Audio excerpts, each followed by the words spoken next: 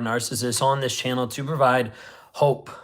Hope not for your narcissist to change, not for him to get better, not for him to wake up and magically figure it out, because he has to face his own demons. He has to work through his own shit. He has to do all the hard work himself. Can't be you, can't be anyone else who's going to force him or make him to do it. I provide hope for you.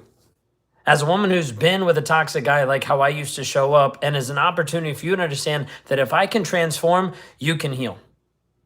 If I can learn how to shift and rewire my mindset, it means you can actually heal. And you can do so by getting closure and understanding from me of how to actually deal with and work through and process all of the trauma that you've dealt with the past narcissistic ex, what he was thinking, what was actually going on, what was the subconscious piece that he was doing that was keeping you hooked. Because let's face it, over a period of time, you got hooked, you got stuck mentally and emotionally inside this relationship for such a long period of time, you weren't sure even what to do. It produces a lot of confusion, a lot of anxiety, a lot of stress, leaving you wondering, what did I do wrong? What's wrong with me? Why am I stuck in this relationship? Why do I keep having toxic relationships? Well, if you're new here, my name is Ben Taylor. I'm a self-aware narcissist on this channel to help provide liberation. Women to actually be free from toxic, manipulative, lying relationships. The ones that oftentimes leave you confused and lost and not sure how to actually be free mentally, emotionally. If you're new here, leave a comment down below with any questions that you have. We're going to jump in and just dive through different questions today of what's actually going on in your life, how to actually work through the trauma, the triggers, the frustrating moments right now that currently have you stuck. What questions do you have inside the healing process, inside the place that you're currently at? Many times women that are inside a toxic relationship like this just feel stuck. Like they're not really sure what to do, where to go, what to say, how to live, like what needs to shift inside of them simply because they're like, I've tried everything. He still doesn't get it. He still doesn't understand that I'm hurt. He still doesn't understand that this is affecting me. That's the piece that I want to help you understand so that you can actually be free mentally and emotionally. The guy in your life doesn't have you trapped. It doesn't have you shackled to the floor inside of his room. But he has you shackled inside of your mind thinking that you can't do anything about it, that you can't leave because you're afraid of being alone, that you can't find someone else because you don't think anyone else is going to love you the way that he loves you. All of those are lies that get implanted inside of your life from the toxic guy to make sure that you stay, to make sure that you don't actually get free mentally and emotionally. What questions do you have about the toxic relationship that you're in? Maybe you're even wondering, is it toxic? How do I know if it is? How do I know if it's not? If you find a guy in your life that's not being honest, vulnerable, or showing consistent growth and change and development for him, then you probably aren't even in a relationship. It's a situationship. It's a place where you're currently in it and thinking that it's not that big of a deal, but it is a big deal because of how he's showing up, because of what he's demonstrating, because of how you're getting affected by the toxic relationship. This piece is huge to be able to understand that you to be able to lead and grow and develop who you are, because otherwise you will stay stuck. If you go back in time, give one book, what would you recommend to your younger self and why? It's a really good question. It's a million different books that I've read since then. Probably one of them would be Daring Greatly, because that was one of the first books that started to break through my mindset of like vulnerability and shame and guilt. Like that's the biggest piece of like having to shift like my mindset early on came from initial piece like that. Good question. What other questions do you guys have? Drop them in the chat. Inside of this, people develop what we call a trauma bond. And what I've realized more and more is there's a lot of people that don't want to admit that they have a trauma bond. They don't want to acknowledge it. They don't want to acknowledge that the guy's living in her head rent-free, that she's not able to move forward because she still constantly thinks about him, constantly thinks about what ifs, constantly thinks about the relationship. That's a trauma bond. People sometimes don't want to admit that they have a trauma bond when they're simply just oscillating back and forth. They're like, I don't know what to believe. Do I believe his words? Do I believe his actions? You know, you're in a trauma bond. Sometimes people think, well, I just love the guy so much, but he's still abusing you. You're in a trauma bond. Trauma bond oftentimes will even look like Stockholm syndrome. Like it'll be like this piece where you fall in love with your captor, fall in love with your abuser. Like this is a big piece that will leave you stuck long term.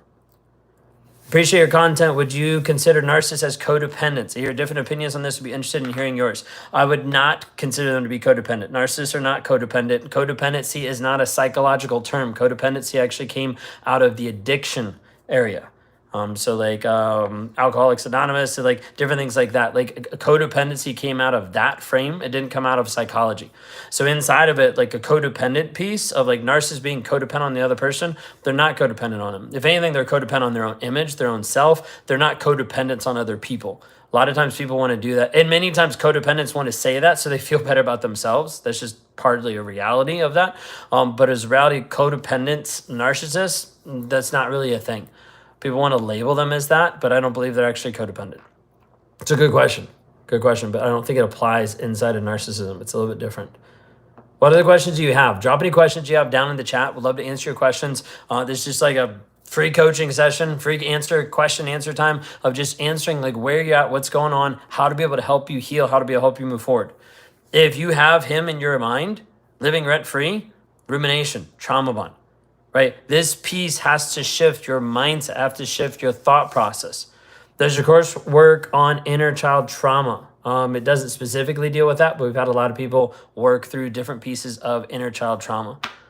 Biggest piece inside of that is we have to work on the story that you're believing, which would go back to your inner child, which would go back to like deep down in your past for sure. Oftentimes with relationships, religion, with different things that actually make up your frame of reality, your perspective, your perception on how you actually view the world. Everybody's running off of the story they tell themselves.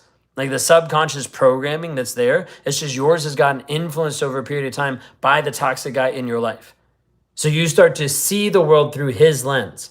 Oftentimes you're going to see this inside of gaslighting. That didn't happen. You don't know what you're seeing. Like that wasn't real. Like that wasn't what the text said. Like all different types of things to twist how you see reality and have you believe how he's creating reality, right? But we're all made off of different stories that we're telling ourselves. How you see the world, how you view the world is based on your own mindset, your own thought process. So narcissist comes in and shifts that just slightly, shifts it just enough to pull you off track of who you actually want to be and more towards him. That's the goal. Keep you confused, keep you stuck, keep you lost, keep you oscillating back towards him. That way you don't actually do anything and you stay stuck mentally and emotionally. A narcissist wants to keep you stuck long term. If he can keep you stuck, then he has an indefinite supply. He's able to feed off of your insecurity, feed off of your codependency, feed off of your frustrations, your doubts, your guilt, your worries, your fears. All of that he feeds off of because he's over you. Many times narcissists will do this, especially to women who make more money than them. Like a narcissist will get even more upset when you get a promotion, when you get a raise, when you make more money than he does, simply because he feels like that's attacking his internal worth and value, and he has to put you down. And he'll do that. He'll put you down verbally, start calling you names, start degrading you, start devaluing your job, your position, the things that you're doing. Why? Because he has to make you feel less than so he can feel better than you. Every single time he's insulting you, it's because he wants to make you feel less than so he feels better about himself. That's what it is. What other questions, comments do you have? Leave them down in the chat.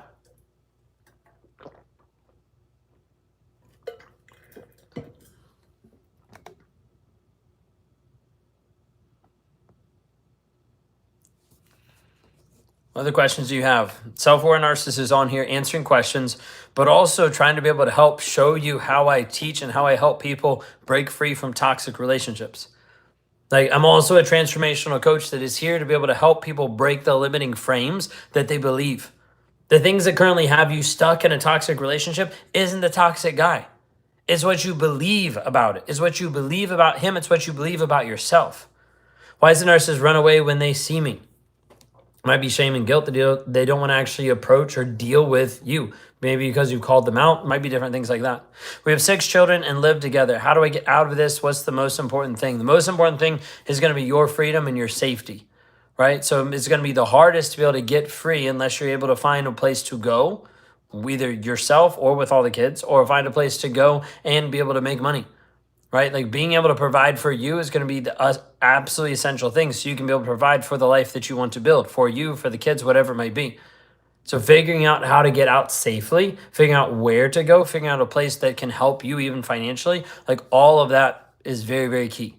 Hope that makes sense. How do you end the relationship? Now, it might depend on what type of relationship, but we want to try to do it as quickly, as calmly, and as low-key as possible. Like, you don't want to sit down and have this whole piece where you sit down with a narcissist and be like, hey, we're breaking up, and then it just goes on, because he's going to try to manipulate the conversation. He's going to try to twist it around. He's going to try to make you feel bad for doing that. There's a lot of things. As many times when you try to talk to him about it, you won't get anywhere because he's already geared up to make sure that you stay.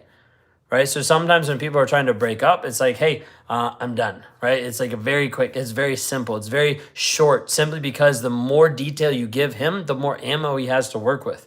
When we're talking about divorce, sometimes we'll talk about people that serve the narcissist the divorce papers and they're out of the house just for a safety factor, to make sure that they're safe, because they don't know how he's going to react or how he's going to respond.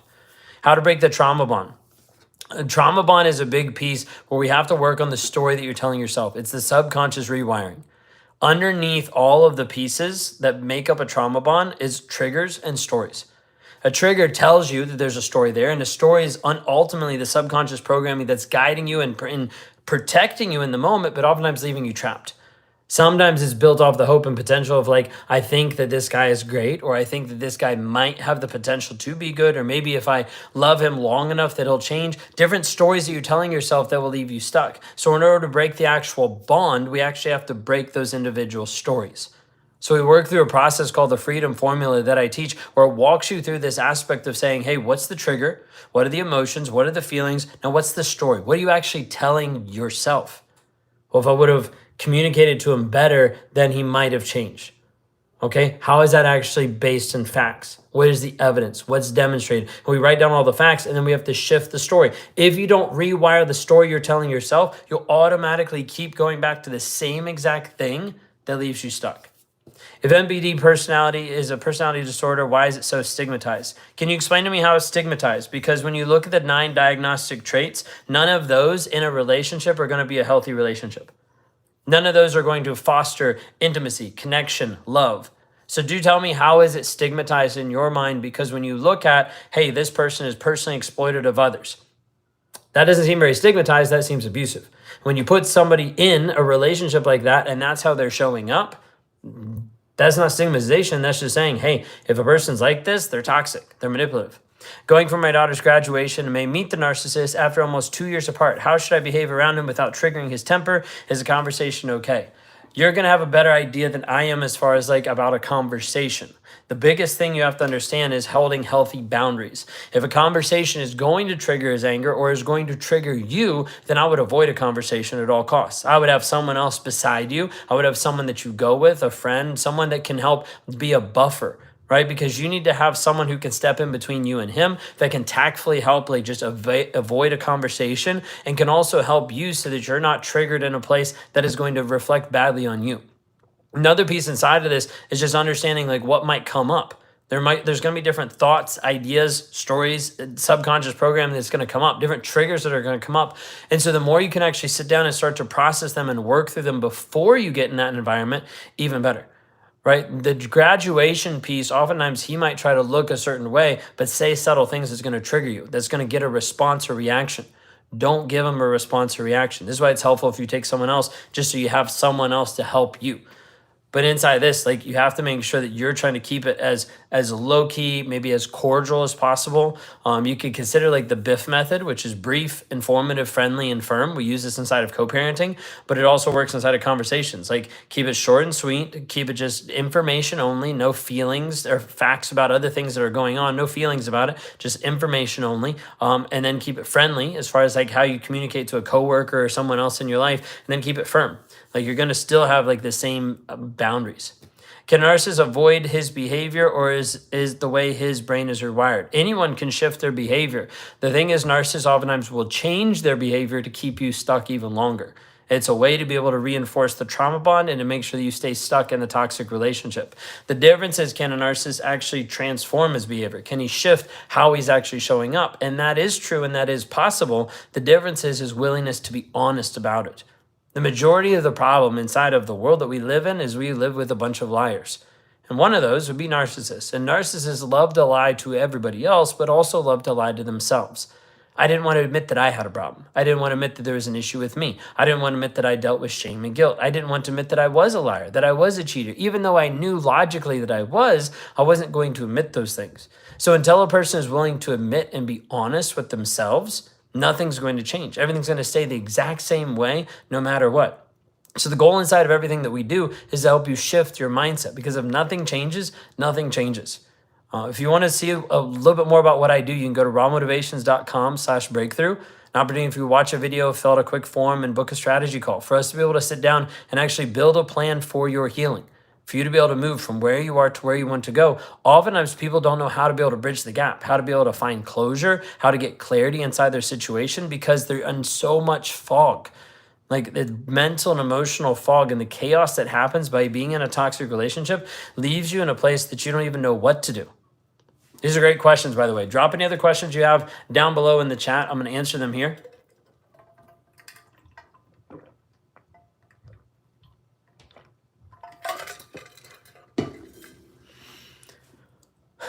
The fog is one of the hardest things for people to break out of. It's like this weight and this confusion and this mental anguish that comes over your life, your heart, your soul. And it puts you oftentimes in survival mode, where you're just operating kind of like a zombie day in, day out, just trying to move one step at a time. The reality is it gets so difficult and so hard for you to move forward. Like oftentimes you're just existing. Things aren't really changing. Things aren't really being any different. You're just simply existing one day at a time. Survival mode is a killer. Like the last thing we want to do is leave you in survival mode. We actually want to help you break free from it completely. The hard part is getting to the place where you actually are free, mentally and emotionally, out of survival. Because many times people will stay stuck because that's just becomes the norm. You get comfortable. You get comfortable just shoveling the shit out of your life, and then he continues to throw it back in. Why does he give me the silent treatment and expect me to go after him? If I don't, he says I'm doing the same as him because I'm not talking to him. So the silent treatment is meant to control you and is meant to condition you to, one, always apologize and always go after him.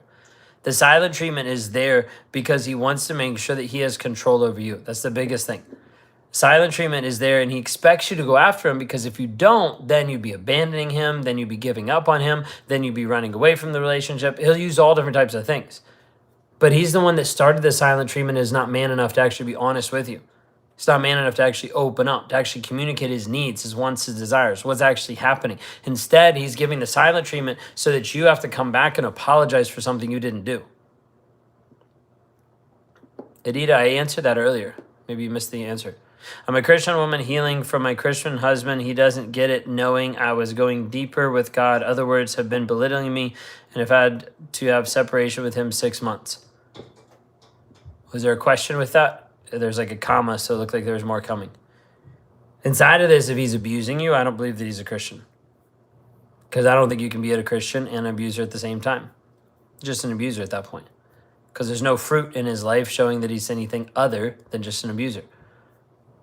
Healing has to happen. Like if you don't focus on the healing, like you'll get sucked back in. I'm glad that you've had this place where you've separated, because you need to be able to focus on you. If you don't focus on you, you'll focus way too much on him or fixing him or trying to fix the relationship. And if you do that, you won't actually heal.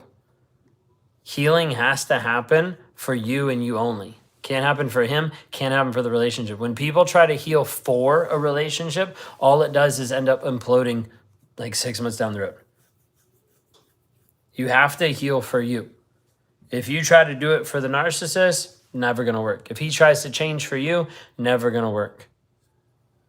Like healing has to happen. It has to come with your focus on your own self-care, your own self-prioritization, you actually working to shift you internally. You getting connected to you getting connected to God, you getting connected to healthy people, you investing time and energy into you growing and developing who you are. Because otherwise you'll spend too much of it focused on him. You see, the narcissist still wins long-term when you still just have him on your mind. That's the trauma bond. That's why I help women break. Change the story to be able to change your life. Shift the subconscious programming. You can learn more about that at rawmotivations.com/breakthrough. You can book a free strategy session there for us to be able to talk through where you're at, how to actually help you move forward, one step at a time. But the goal inside of this is we have to help you shift mentally and emotionally. Help you shift your mindset, because otherwise you stay stuck long term. You continue to go back to this guy over and over. You continue to be stuck. You continue to have the same things happen over and over, whether it's the same guy or whether it's the same type of guy but different face. The trauma bond is one of the most confusing things to break, and majority of people do not know how to break it. They haven't developed or seen a system of how to actually consistently break it. We do that inside the freedom formula. The freedom formula is simply is this. You have a trigger, you figure out what is the trigger, what are the emotions, what are the feelings, all associated with that trigger. And then underneath that, what's the story that you're telling yourself? The subconscious thing that keeps running through your head over and over. From there, then we take that and we put it on trial. What are the facts? Do the facts prove or deny the story to be true? And then from there, we create a brand new story based on the facts, because otherwise it's hard for you to connect the logic and the emotion. Those two get disconnected, and as a result, you know you need to leave, but you don't do anything because your heart says stay. This is the biggest piece. If you have a trauma bond, this is what I help women break every single day. rawmotivations.com/breakthrough. You can book a free strategy session and we can talk through how to actually break free from this mentally and emotionally long-term. You're in it now and I feel ashamed. 100%. People will be in a toxic relationship and they'll feel ashamed that they let it happen. They'll feel ashamed for how long it's happened. They'll feel ashamed for staying. And all the shame and guilt is going to do is just going to leave you trapped even longer. It'll keep you silent. It'll have you not reach out. It'll have you not raise your hand and say, hey, I need support. It'll have you not sign up for coaching or therapy or counseling or anything like that that could help break you free, simply because the shame is too much. The shame is not there to hurt you and destroy you. The shame is there just to literally tell you there's an issue here. There's an opportunity for healing so that this doesn't happen again. There's an opportunity for healing so that something can shift and change and develop. But you have to be able to say, okay, if the shame is there, it needs to be showing me what is actually real. What am I actually needing to heal? How many of you are struggling in the healing process? Type in like what piece you're struggling with. He wants me to stay in basic level with the Lord. He still manipulates and tries to control. He blames me, everything, but brushes it off. And what he does to me, I can't live with him no more. No, good. I'm glad you're getting out, right? Like, he's not a Christian if he's manipulating and blame shifting and all that stuff. I called him today and he's telling me, leave me alone. I need time and traveling. You take care of the kids. And he says he needs a break from me. Sounds like he's there and he's just out cheating with someone else. And so he doesn't want to feel bad about it. So he's telling you not to contact him. That's how I would do it. Right? I need space from you. I'm just a little overwhelmed. Like, I just need time. I need to figure out my life. And then he goes out and he fucks another woman. Like, that's a big piece. Like what you just said, a lot of times that is. What he needs a break. He needs a break from you so he can go do what he wants to do. He wants to be able to create in his mind a mental and emotional break from you so he doesn't feel like he's cheating. That's how he'll disassociate it. Cognitive dissonance is the biggest part. The dopamine rush still comes off when I think of her. Yeah, the cognitive dissonance is the biggest piece, that if we don't shift that, you stay stuck in that. You stay back in limbo mode, back and forth. He's going to travel June 13th. So he's leaving June 13th, or he's traveling until June 13th. Wife was the same. Yeah, 100%. He's traveling now until June 13th. Which one is it? Is he traveling now till then? Or at June 13th, then he's traveling? I want a divorce, but don't know how to walk through that. ZM, would love to talk to you. Because like a biggest piece is like, I don't give like legal advice, right? But we walk a lot of people through the legal ramifications of divorce and how to navigate the narcissist mindset. Okay? One ticket doesn't know when he'll be back. So Nadia, reach out, because if you've got at the very least till June 13th, like, we need to help strengthen you up. Like the mindset. He's gone the whole summer, leaving June 13th. Okay, so schedule something after June 13th. Like, we need to start building something inside of you so that you can be strong enough to handle what's coming. So you can actually focus on you and not deal with him the entire time he's gone. That way you can actually focus on healing.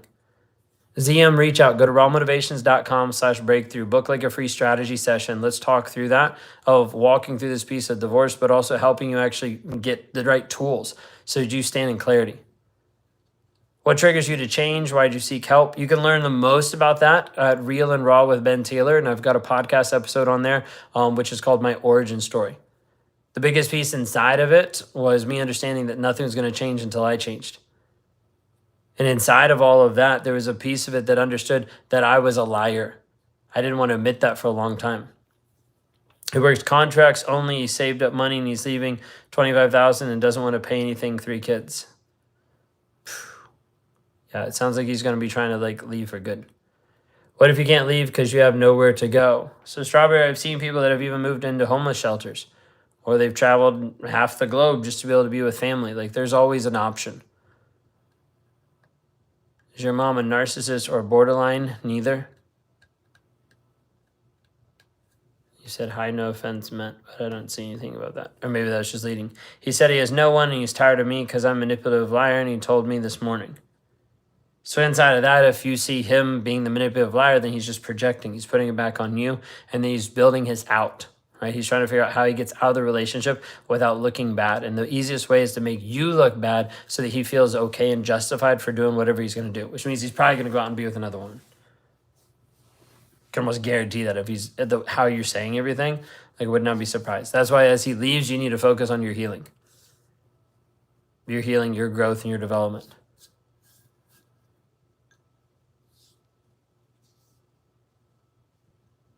Think he's cheating again? Well, it means you probably already know that he is if you said again. He did for 1 year and blamed it on me. Then yeah, 100% he's cheating on you. Because it was never your fault for his decision to cheat.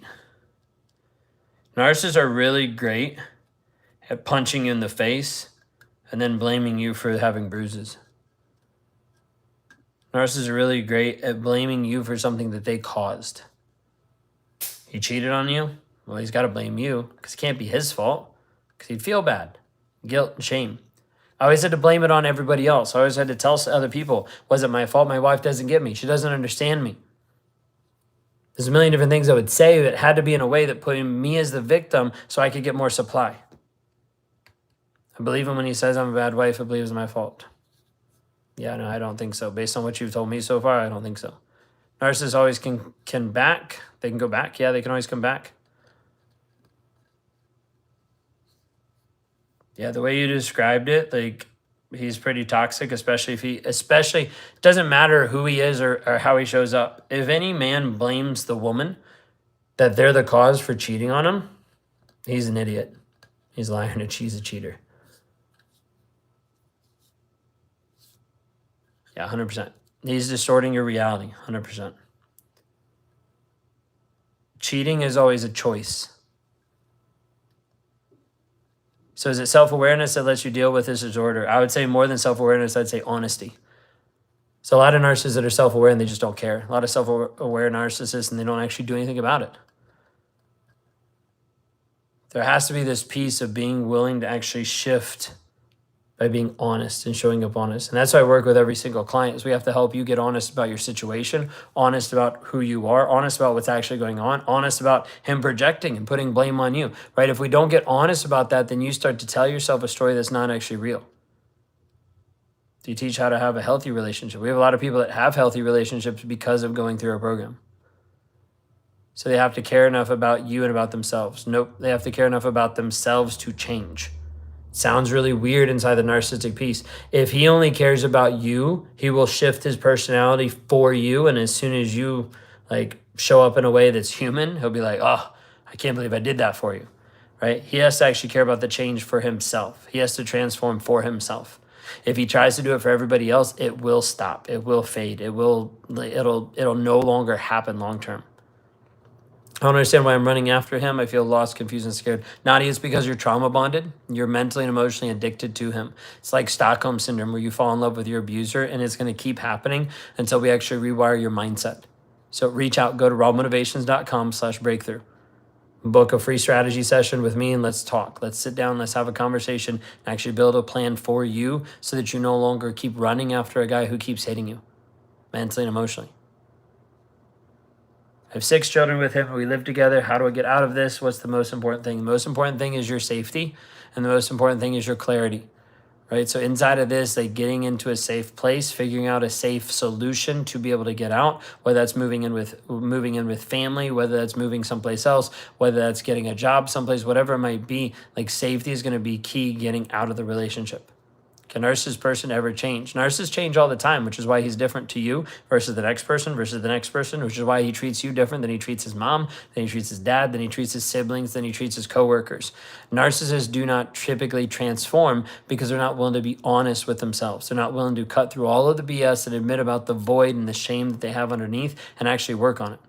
The narcissists realize that they spend their lives in the same cycle, sort of, but they don't really care because they're not looking at the big picture. They're looking at the immediate moment.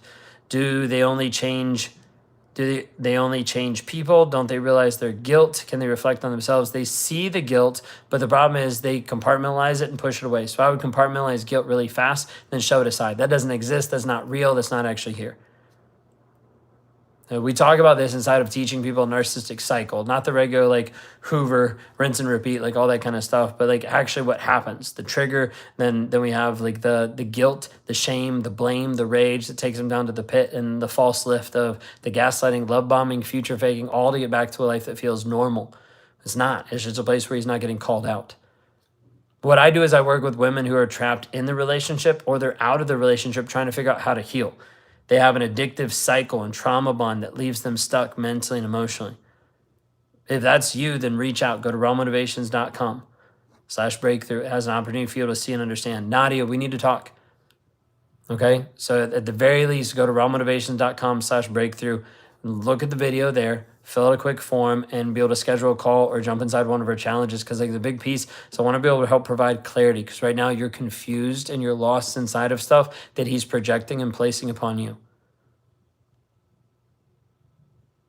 Okay, all of this is his way of being able to put you down so he feels better about himself. It actually has nothing to do with your worth and your value, but that's the biggest impact that's going to happen. This is the biggest piece of you that's going to get affected right here, right now, because he's going to make you feel like shit so he feels better about himself. He's going to make you feel less than so he feels better than you. This is going to keep happening over and over and over till we actually break the trauma bond, get rid of the mental and emotional addiction, and help you be free and no longer triggered towards him. Do all the ex-partners mean the same to him? Typically, they're just appliances. Things that got him to where he is now, things that supported him, or things that he got a high off of for a period of time. If you want help with this, you can book a free strategy session with me by going to rawmotivations.com/breakthrough.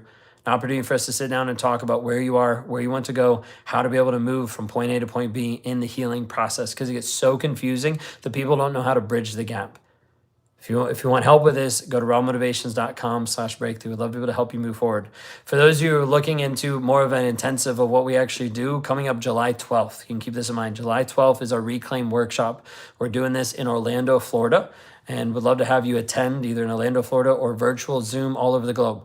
You can sign up. Tickets are on sale right now, where you can go in, be able to purchase your ticket to be able to attend. It's an all-day event. It's like 9 a.m. to 5 p.m. It's going to be packed with a lot of information, with a lot of opportunity for you to actually learn and see how to practically break the trauma bond and be free. Inside of this, go to rawmotivations.com/breakthrough, or just rawmotivations.com. How much are the tickets for virtual? I think they're like $110, $115. So virtual and in person are really close. They're like 95 to 115, I think. So yeah, Nadia, go to rawmotivations.com/breakthrough. So y'all have a blessed and wonderful day. Thanks you for all the questions. Great job just showing up, communicating, just help and support each other. Inside of this, the goal is that I help you heal. You can do this by watching all of my videos, or you can do this by taking the next step and booking a call with me and stepping into one of our challenges or working with me. Because the goal is that we actually provide the step-by-step guide, support, community, challenge, and coaching to make sure that you actually get free mentally and emotionally long-term. So we'd love to help you with that. You can go to rawmotivations.com/breakthrough.